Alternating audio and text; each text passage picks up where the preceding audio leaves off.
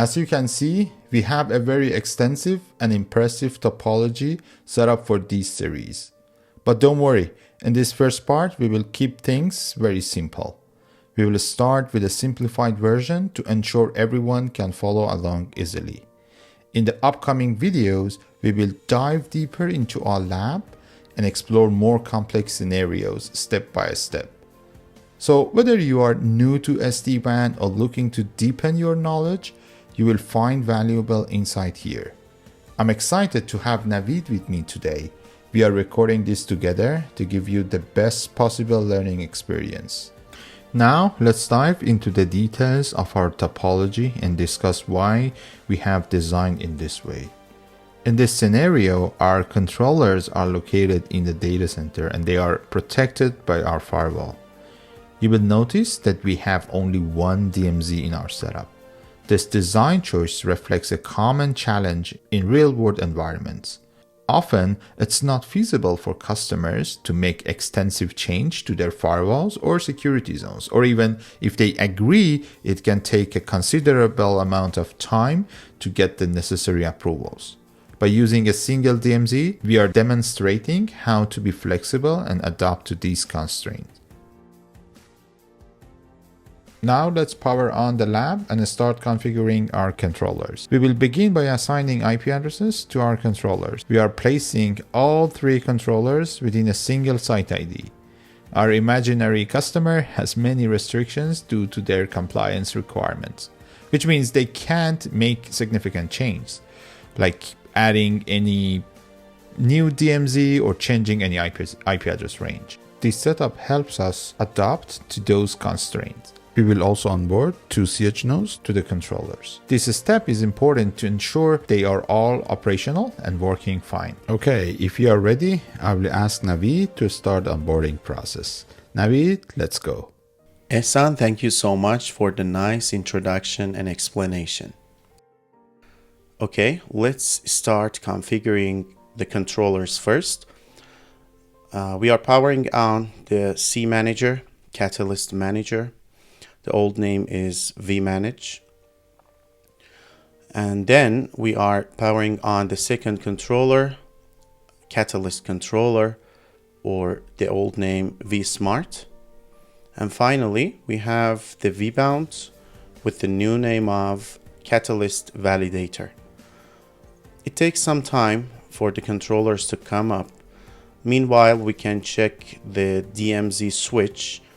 We have created a VLAN 10 for the DMZ1. We have a single DMZ, as you see from the topology.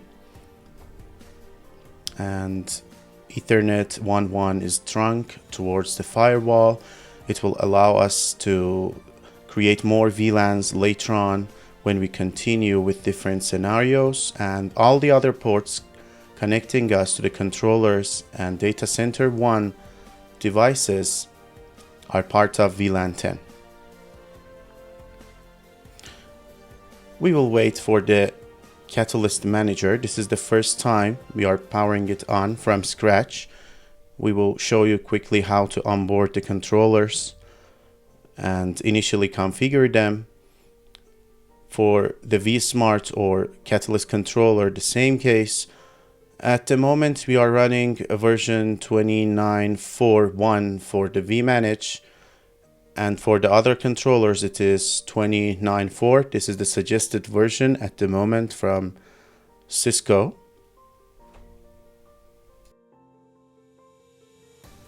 You shouldn't log into the system before the syslog message shown up. System ready. Now we are safe to log in for the first time to the vManage using the admin default username and password, and set any initial password you like. For the personas, I will choose one, compute and data at the same time. In this video, we will not discuss what are different personas. Our focus on a different thing. And 100 gigabyte for the data storage is totally fine for the lab purpose. Just choose the number 1, option 1, and vManage will reboot itself. Meanwhile, we can continue configuring the vSmart or Catalyst controller. Admin is the username password, the defaults for this device also. Go to the configuration and start with the system settings. System IP is one of the important things we should configure. 172.30.1.254.4 in this case. And site ID and other important stuff. For controllers, we will set in this data center 1 the site ID 1. Organization name is also necessary. Networking with ehsan.sd-wan is our organization name. I'm using FQDN instead of IP address for the vBound because later on in upcoming videos we will configure the redundancy for the vBound. Because of that, we should use the FQDN instead of IP. NTP server for the time synchronization is 100.100.8.8. In this topology, simplified topology of the lab, you can see it's on the internet. The NTP server could be a local server as well. But for simplicity, we have used the public NTP server, which is inside our lab. The second thing to configure is to configure the transport site, VPN 0. The DNS to resolve the vBound is obviously needed.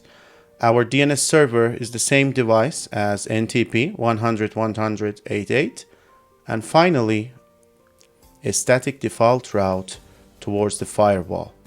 The firewall IP address on the VLAN 10 interface or VLAN 10 subinterface is 10.10.10.254. That will be our gateway to all of the controllers. Time to configure the VPN 0 interface itself. It is Ethernet 0, no shutdown, and assign the IP address shown on the topology 10.10.10.4/24. Make sure to issue the no tunnel interface for initial setup. Another option would be to keep the tunnel interface and allow netconf service under it. That would also work. Time to configure the VPN 512, which is for management side. In our topology, there is a management network connected to the management cloud. It is dedicated isolated network for management purposes. It is VPN 512. Interface Ethernet 1 is connecting us to the management network. 10.10.99.104/24 is the IP address, and write down a default route towards the gateway of management network. Commit the configuration. Using the show running configuration command, make sure everything is correctly done on the device. The system settings seems fine, but the host name. vSmart is the default host name. That is optional to change the host name of the device, but for understandability and troubleshooting purpose, better to use a unique name for each devices. In this case, the host name on the topology is ccontroller1. I'm setting the same thing on the device and commit the configuration. The next thing to check is VPN 0, which is our transport side. DNS, default route, and interface IP seems fine. For the VPN 512, I forgot to no shutdown the Ethernet 1 interface. We will not have management connectivity until you no shut the Ethernet 1, which is under the 512.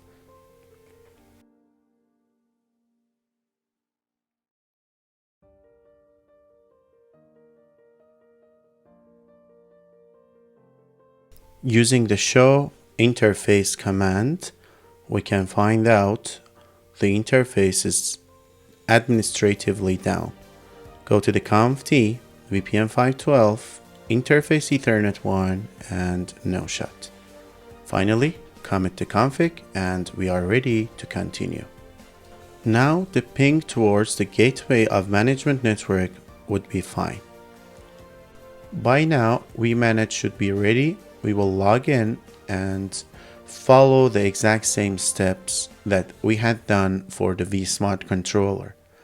But remember to change device-specific values.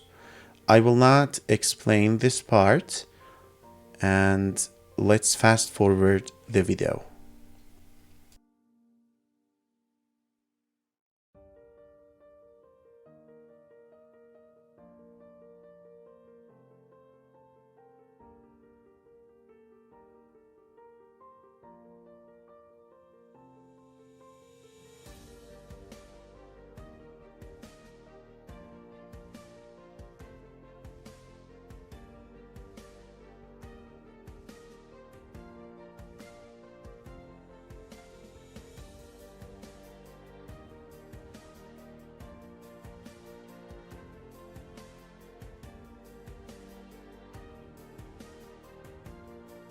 Catalyst Manager should have the connectivity using the VPN 0 towards the firewall. And we can also ping vSmart 10.10.10.4 using the VPN 512, the management purpose VPN. We can verify the connectivity as well. The last controller to configure is Catalyst Validator or vBound. As you can see from the host name, it's actually a vEdge device. Somehow we will convert the functionality of the vEdge to become vBound. Do the regular configs such as system IP. For consistency, you can use the same rules for the other controllers in IP addressing of system IP. I am using 172.31.254 something. In the vBound case, we will use 254.5. The site ID can be the same as vManage and vSmart. We can also use a different site ID. It is significant in the case of vManage and vSmart connectivity. After controllers are successfully onboarded, they will form DTLS control connection with each other. Site ID is significant in this case. Set the same site ID especially for vManage and vSmart where they are in the same subnet and same DMZ zone. Setting the same site ID on vManage and vSmart leads them to form the control connectivity with each other using their private or before NAT IP addresses. For setting the vBound address on the vBound itself, we could use FQDN just like we did it for the other controllers. What Cisco recommendation is to set the vBound address equal to physical IP address on the interface of vBound, because the vBounds are not going to form the control connectivity with each other. And obviously, local at the end of the command is necessary to make sure the vEdge device functionality changes to the vBound. Let's configure the VPN 512 for the management purpose. A static default route towards the gateway of the management network. The interface in this case is Ethernet 0. IP address 10.10.99.105/24 and time to configure the VPN 0.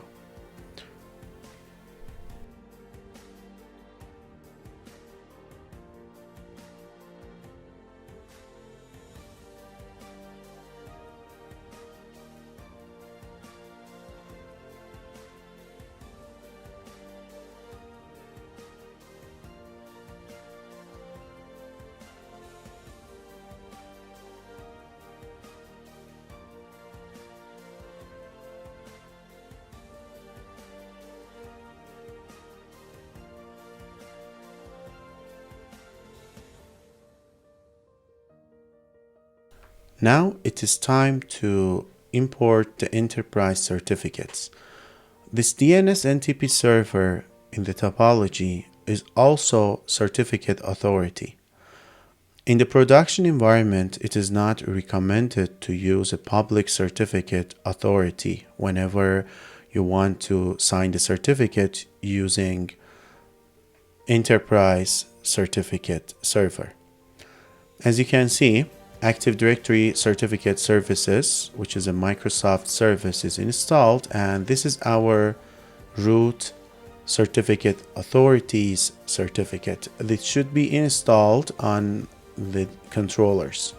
First of all, let's go to the vManage.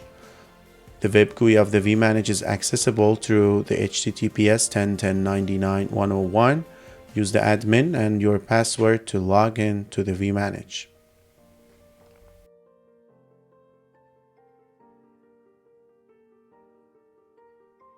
In order to install CA certificate, go to the Administration, Settings,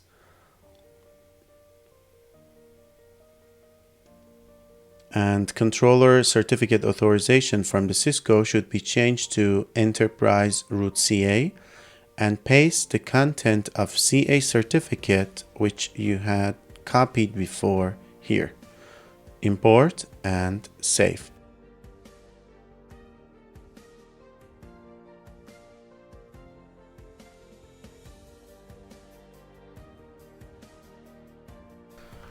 Using the command show control local properties, you can verify which the certificate is installed or not. Issue the command, and here root CA chain status is installed. There's another command, show certificate and root CA certificate, including EHSAN. And here we will see which our root CA certificate is successfully installed. In order to install the certificate on vBound and vSmart, we will go to the shell or vShell. Using the Vim editor, create a file and copy paste the content of CA certificate inside this file. Use the I, paste, escape, WQ for saving it. After this file is created, using this command, request root certificate chain install, and the location of the file is home admin, the name of the file rootca.certificate. Do the same job on vBound. We should go to the vShell first, use the Vim editor again, create a file, paste the content, and save it.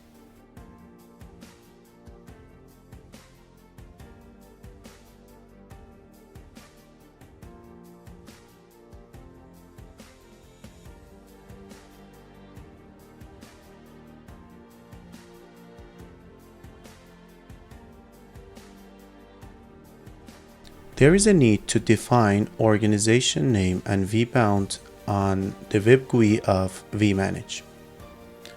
In the administration settings, type in the organization name and finally vBound address.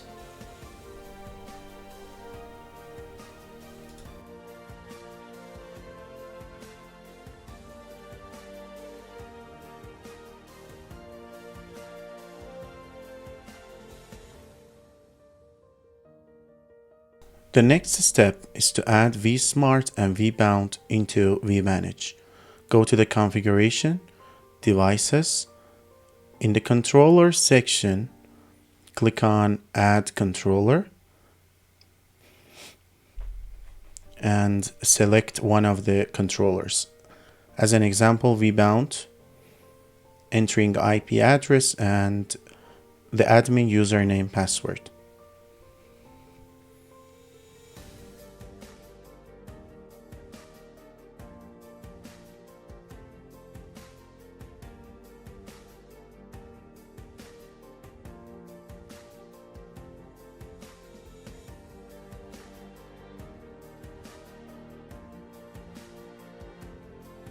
Repeat the same procedure for vSmart.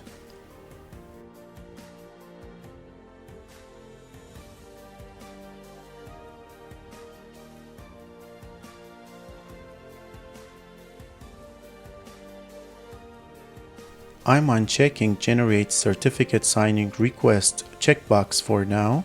We will do it manually inside the Certificate section.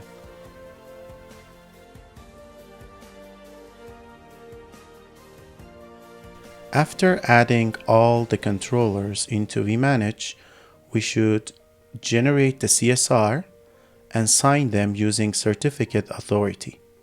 In order to do that, go to the Certificate section, Controllers, and one by one, click on the three dots for each device and generate CSR.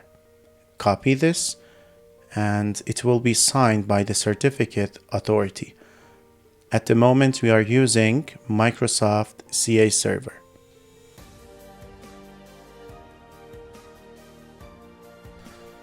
We already installed Microsoft Web-based Certificate Enrollment Service.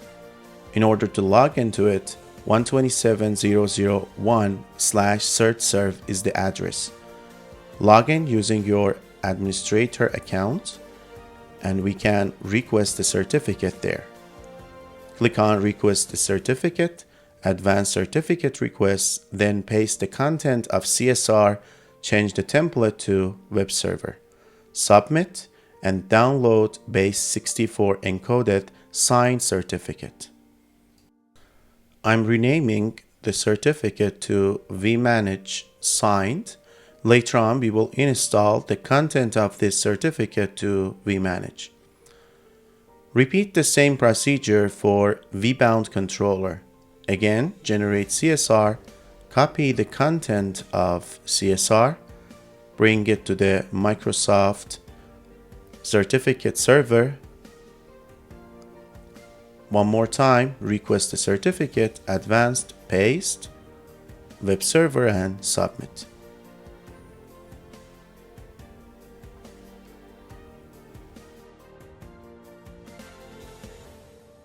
This was for vBound.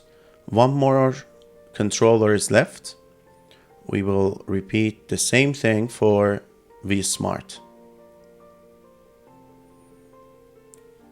Generate CSR, copy the content, bring it to the web enrollment page of Certificate Authority, and sign using the template Web Server.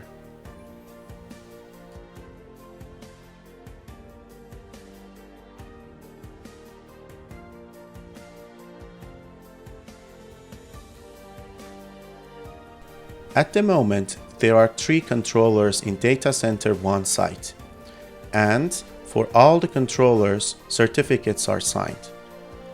Open the vManage Signed certificate using Notepad. We will copy the content and install this certificate on vManage. Simply go to the vManage and click on Install Certificate, paste the content, and submit.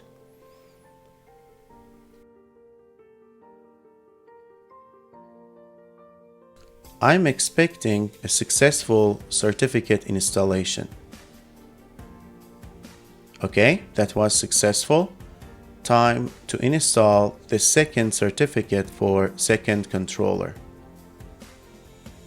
For the vSmart, open with the Notepad, copy the content, and install vSmart certificate on vManage.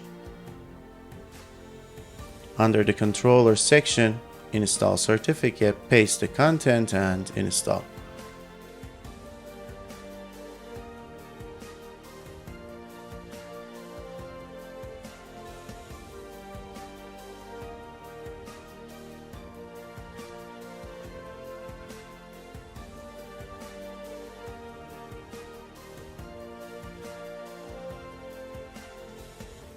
The last controller is vBound.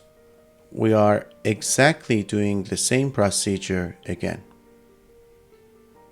copying content, going to certificate section, under the controllers, install certificate.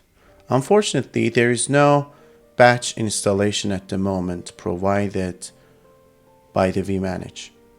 You should do it one by one.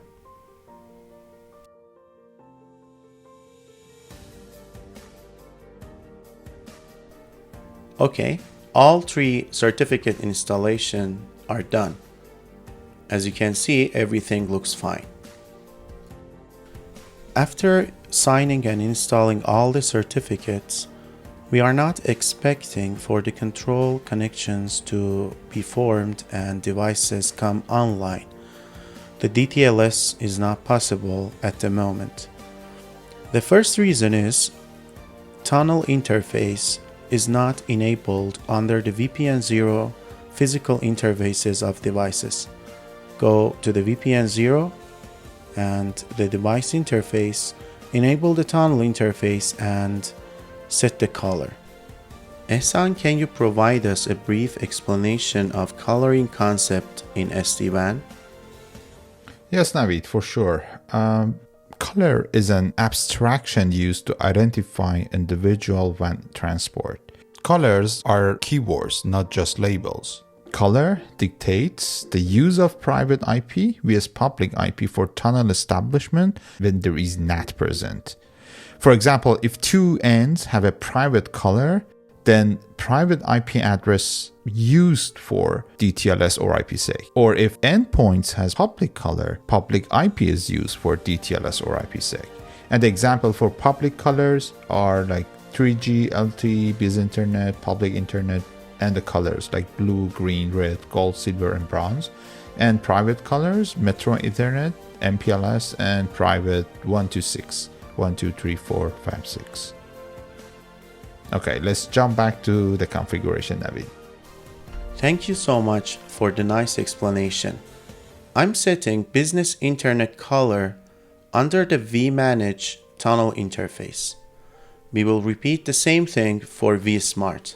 Simply go under VPN 0 and interface Ethernet 0, enter tunnel interface config and set the color.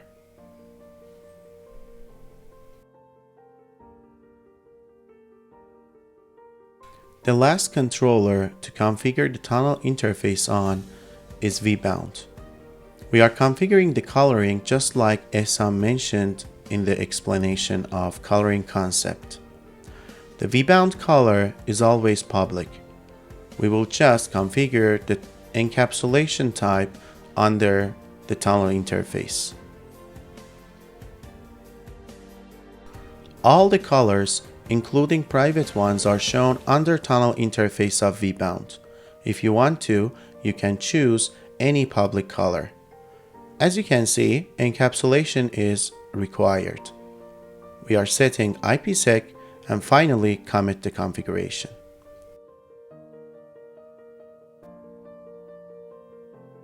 Even after configuring tunnel interfaces under the controllers, they are not gonna form any sort of DTLS control connections with each other. The reason is, at the moment, firewall is not configured yet. So, the vManage and vSmart cannot reach to the DNS server to resolve the FQDN of vBound. It's time to configure the Data Center 1 firewall. In order to do that, go to the Firewall Management Center or FMC, and under the NAT section, create a new NAT policy.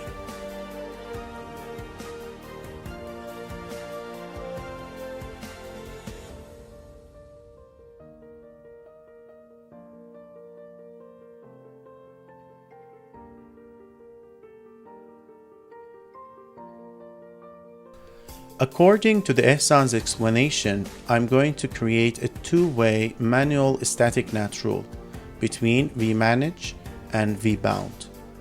Whenever the private IP of vManage is contacting to the public IP of vBound, So the original source is private IP of vManage, the original destination public IP of vBound. It should be translated to the public IP of the vManage. On the other hand, the private IP of the vBound should be translated to the public IP of vBound. In this way, we have created a two-way network address translation rule, and finally make sure to disable the proxy ARP feature that might break your communication if you uncheck this box.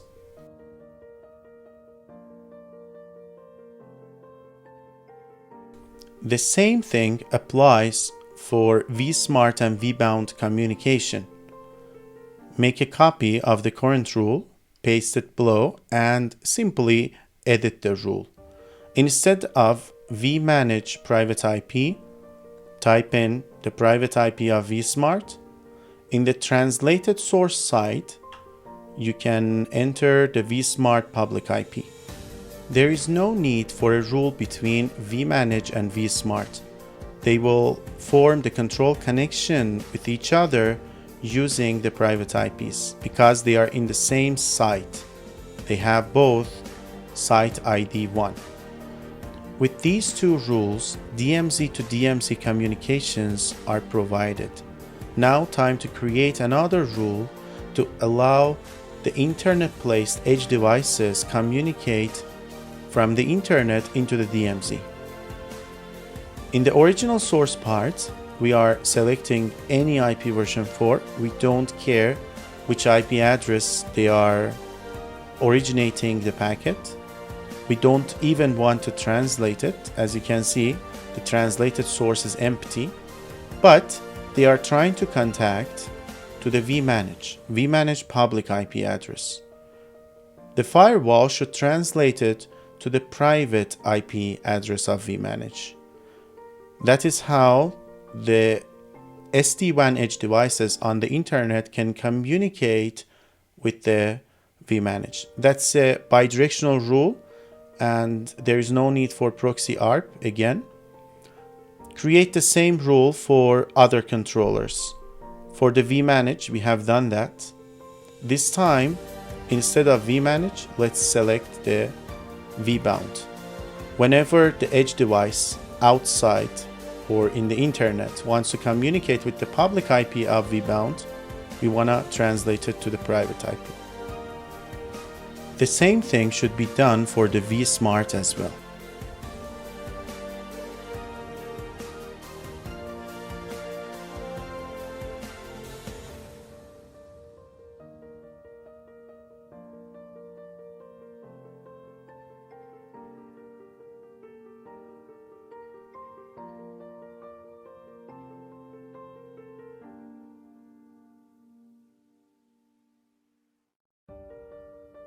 According to our access control policy, all the traffic in data plane of firewall between all zones are being blocked. In order to allow the communications, we are going to create an access control policy. For labbing purpose, we will keep it simple, so we will just for now do any and permit all the traffic. But in a production network, the rules should be specific. In the source and destination networks, we are just setting any. That's okay for lab purpose.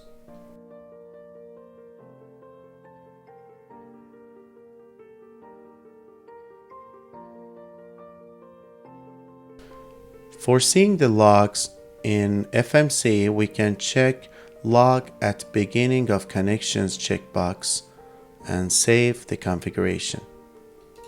Time to deploy the configuration on DC1 firewall.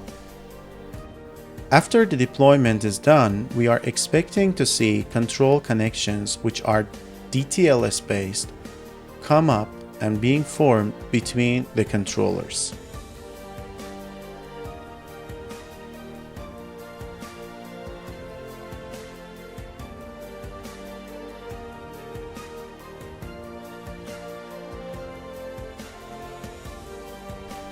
If we go to the Analysis and Unified Events section, you will find out some communications between the controllers and also the controller to DNS NTP server.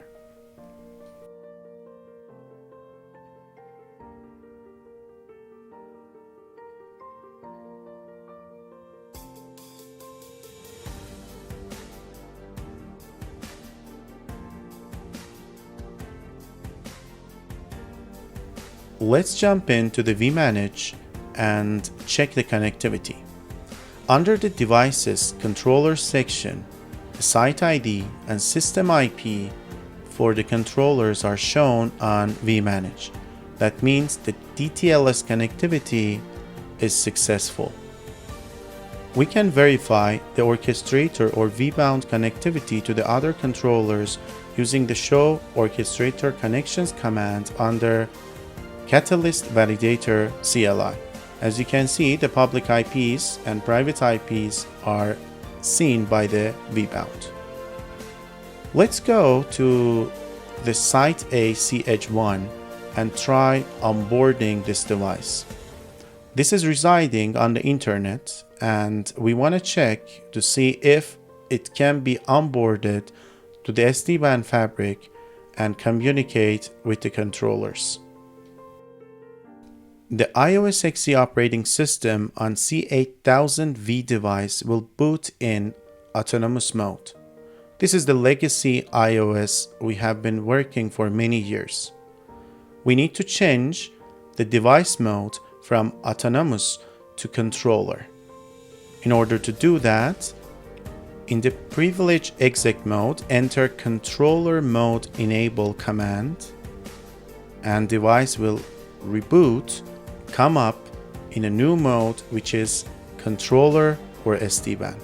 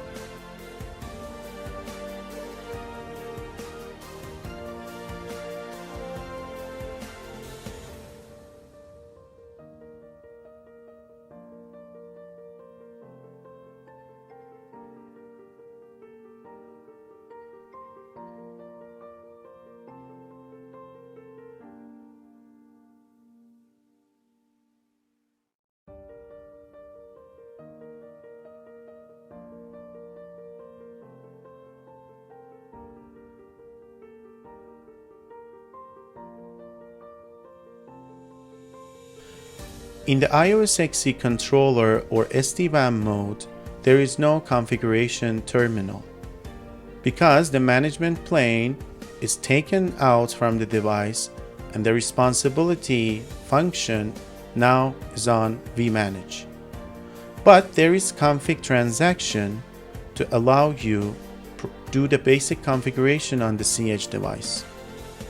We will not explain how to onboard and configure a CH device in this video, but later on we will have another videos explaining step by step how to onboard SCH device. That's why we are fast forwarding the video.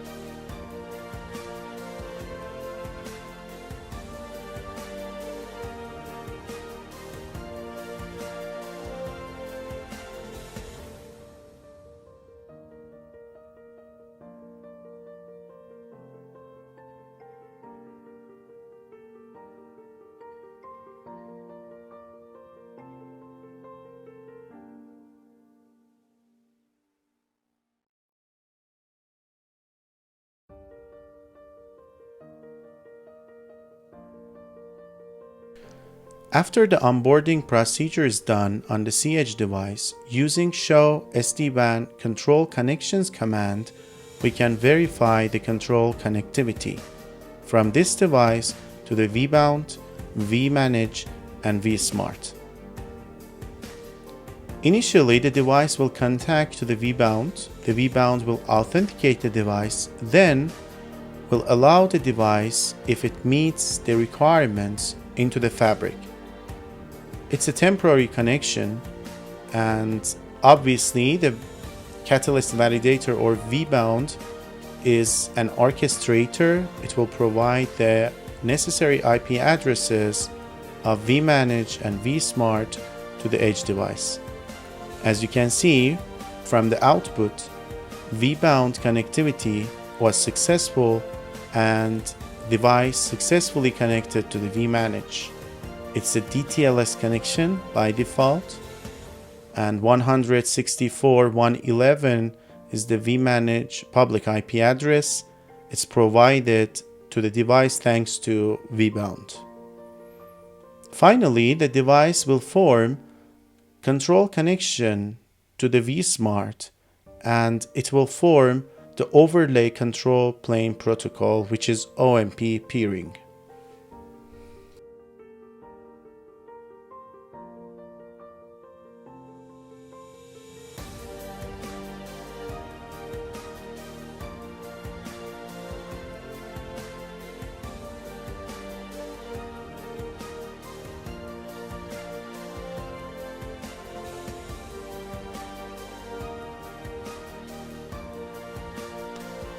After waiting some time, in the Monitor Devices section, we can see the device becomes reachable, up and running.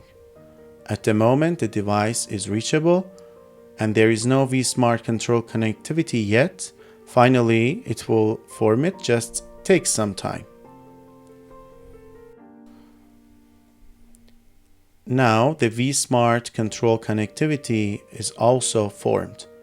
We are expecting to see the OMP peering is formed between C edge and the central control plane. If you go to the device details, real time and real-time CPU memory usage is shown.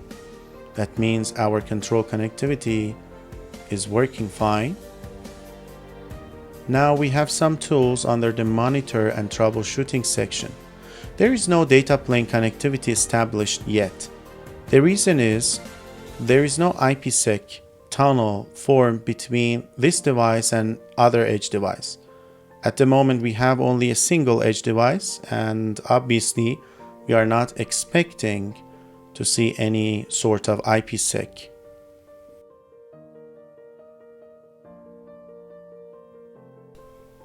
If you go to Monitor and Overview section, finally the WAN edge should be reachable. There is no BFD due to lack of IPsec at the moment, and everything seems fine. In order to verify the data plane connectivity, I mean the IPsec tunnels being formed between the C-edge devices, I'm gonna form another C-edge. The procedure is exactly same as the previous device. We will fast forward the video again.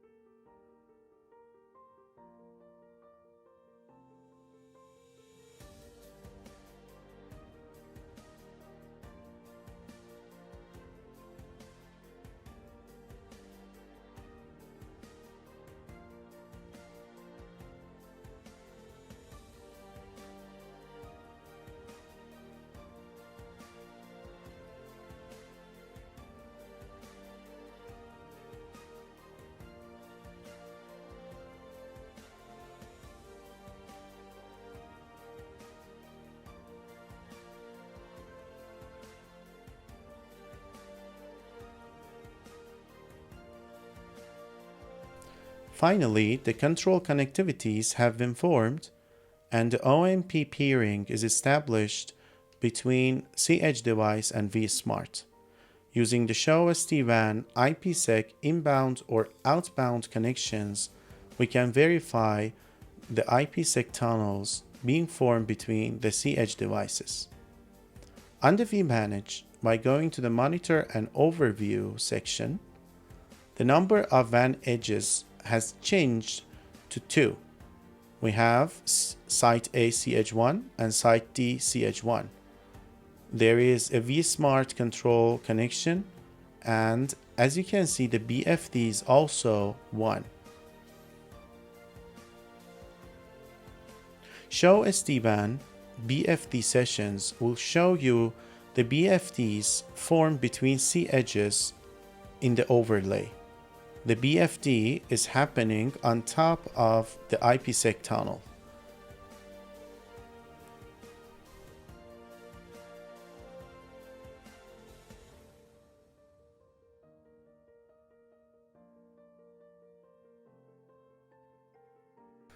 By going to the vManage Device 360 monitoring view, you can find many useful information, such as tunnel health. At the moment, Site D CH1 has formed a tunnel with Site A CH1 CH device. It is an IPsec tunnel, obviously. By going under the interfaces, we will find the list of interface, and if you scroll down, the tunnel 1 is there. By selecting the tunnel 1 and clicking on real-time view, we will see the real-time data passing through the tunnel.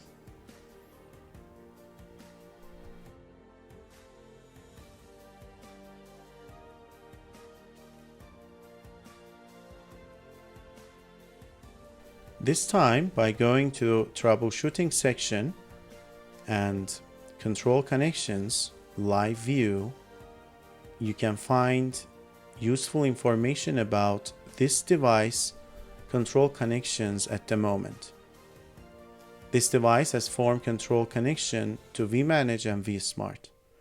Device bring up is showing data planes connectivity established, which means we have the IPsec tunnel running between the CH device and other CH devices.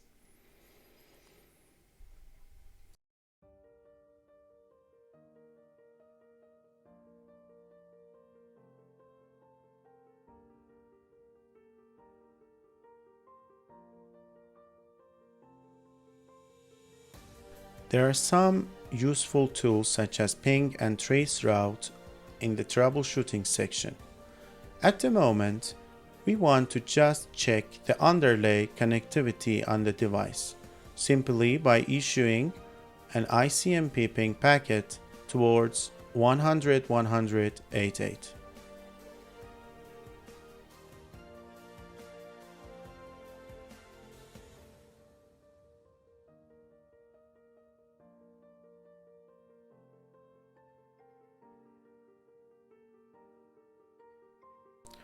The traceroute will show you in a nice graphical way the path that your packet is passing through. Show SD-WAN control local properties is one of the useful commands you can enter on devices CLI. It will show you the organization name, the certificate validity. As an example, the certificate is valid from 2024 to 2034. The protocol is set to DTLS for the control connectivity, obviously, system IP, and the information about the vBound addresses. As an example, our vBound at the moment is 164.110. There is a single vBound in our lab till this moment.